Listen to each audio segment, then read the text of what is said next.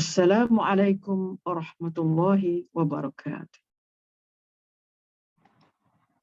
Tazkirah hari yang ke-10 ialah orang yang mengawal keinginannya akan berjaya.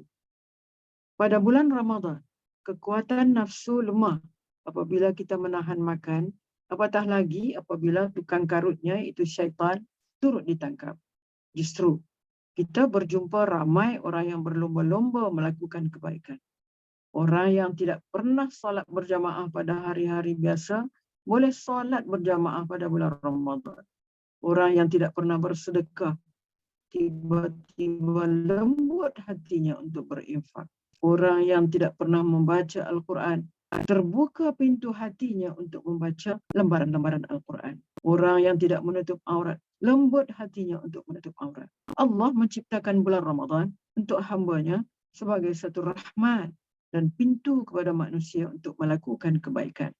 Ini bermakna manusia mampu melakukan kebaikan apabila tukang karut iaitu syaitan ditangkap. Kejayaan seorang manusia itu apabila dia dapat mengawal nafsu keinginannya. Seorang pelajar akan berjaya apabila ia dapat mengawal keinginannya dari bermain dan berpelesiran. Seorang petani dan nelayan akan berjaya apabila dia dapat mengawal rasa malasnya dari turun ke kebun atau ke laut. Sebuah rumah tangga akan selamat dari perceraian apabila pasangan itu mengawal mulut masing-masing dari bercakap perkara yang boleh menyakiti pasangan.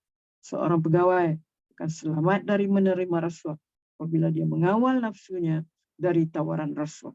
Begitulah seterusnya contoh-contoh yang lain berkaitan dengan kawalan nafsu yang membolehkan seseorang itu berjaya di dalam hidup. Manusia yang menurut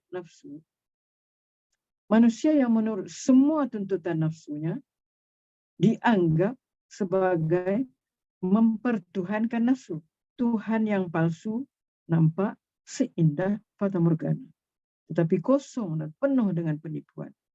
Hanya memenuhi keinginan yang sekejap sahaja, tetapi tidak berkesudahan.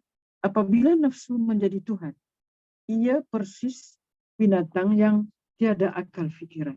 Maka manusia jenis ini akan turun tarafnya daripada seorang manusia kepada tahap binatang yang tidak layak lagi, yang tidak layak bagi seorang manusia yang waras.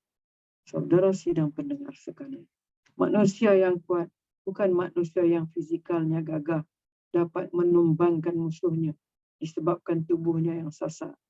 Tetapi manusia yang kuat adalah manusia yang berjaya mengawal keinginan nafsunya dan kehendak yang tidak terbatas. Kita tanyalah sesiapa yang berjaya dalam apa jua lapangan. Sekalipun mereka adalah orang yang berdisiplin, mereka adalah orang yang gagah dari sudut rohani kerana berjaya mengawal keinginan nafsunya. Dengan kata lain, kuat mengawal nafsunya dengan tegas mengatakan tidak kepada sebahagian daripada kemahuan dirinya. Kekuatan kerohanian inilah yang perlu diasah di dalam bulan Ramadan, kerana kekuatan ini akan menjamin kita untuk melakukan banyak amal soleh. Bukankah nafsu itu selalu mengajak untuk melakukan kerja yang buruk, kurang gemar solat, puasa dan sebagainya. Nafsu dan amal kebajikan itu adalah dua perkara yang bertentangan. Kekuatan kerohanian yang dibentuk itu diharap dapat sentiasa mengalahkan kekuatan nafsu. Matlamat puasa ialah untuk menahan nafsu, bukan untuk menahan lapar dan dahaga. Kita berpuasa adalah untuk menjaga hati, lidah dan perbuatan. Lapar dan dahaga itu adalah perkara zahir sahaja. Rasulullah SAW bersabda, "Kam min sha'imin laisa lahu min shiyamihi illa al-ju' wal 'atash." Maksudnya, ramai yang berpuasa tidak mendapat ganjaran daripada puasanya, melainkan lapar dan dahaga. Hadis tersebut menjelaskan konsep sebenar puasa supaya ibadah puasa itu tidak menjadi suatu perbuatan sia-sia. Oleh itu, puasa juga bermakna menahan diri daripada perkara-perkara berikut.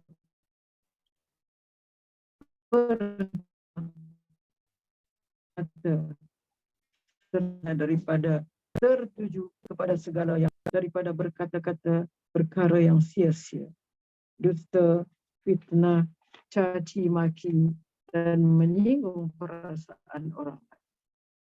Ketiga, menahan pendengaran dari mendengar segala sesuatu yang ditegur agama, di mana perkara yang haram diucap adalah juga haram didengar, seperti mengundi dan perut serta semua anggota badan daripada melakukan atau mengambil perkara.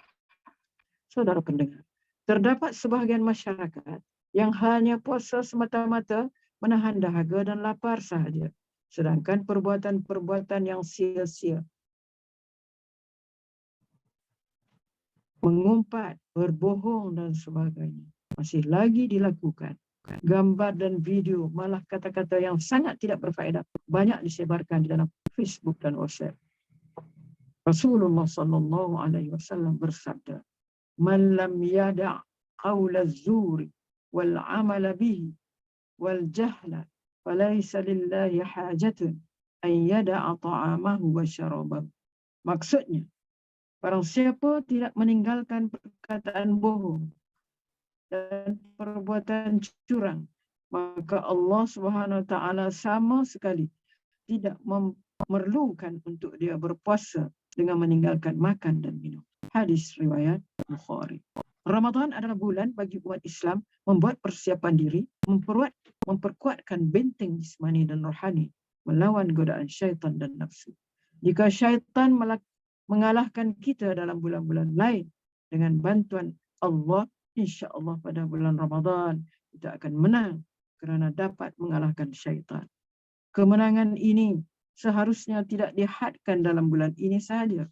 Ia perlu dihayati seterusnya pada bulan-bulan berikutnya. Ingatlah, kita sedang menjalani kursus dan bengkel mujahadah sepanjang Ramadan. Budaya sepanjang kursus atau bengkel mestilah diteruskan pada bulan. Dikatakan objektif puasa ini mencapai matlamatnya. Rugilah bagi sesiapa yang apabila Ramadan tamat tiada perubahan pada dirinya.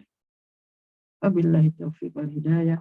Wassalamualaikum warahmatullahi wabarakatuh.